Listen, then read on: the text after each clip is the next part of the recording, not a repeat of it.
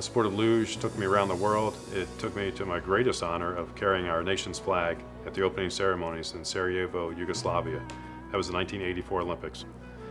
I finished up school a little bit after my luge career, and then I started working in the textile field as a process engineer and then a product engineer for the company W.L. Gore & Associates, the makers of Gore-Tex fabric.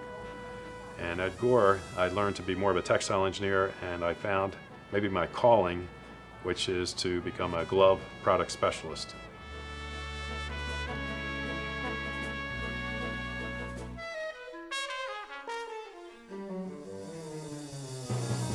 With the support of my wife, I did start my own business though. I told her in 3 years it would all work out. It actually took like 5 years. But eventually the military did start liking the product, and the timeline took a long time. It takes perseverance, but they did like our product, and they still do today, 12 years later. Frank started this with an idea, and I was able to help him bring his dream to fruition. When it came to needing to find resources to help make the gloves, such as the people, the strategic structuring of inside the building, the tables, and so that's where I jumped in to help Frank with that. Before our glove was on the market, there were traditional gloves that were insulated for cold weather and somewhat fluffy or puffy, if you will.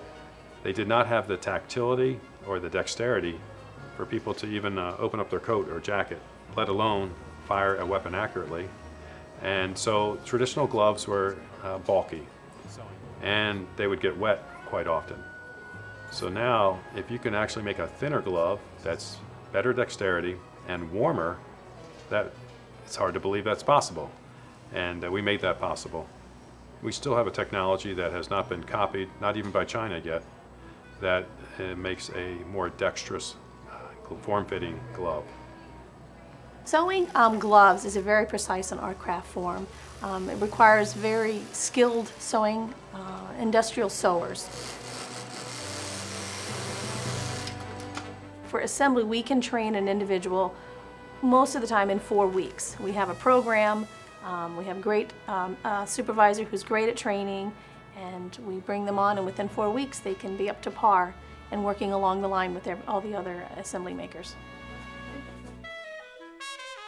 The end users from the 82nd Airborne said, don't go to Afghanistan without the Masley glove. And this came from the people in the back of the helicopters. We finally had a chance to meet these crew chiefs in the back of the helicopter and the pilot firsthand, right at our factory here in Wilmington, Delaware.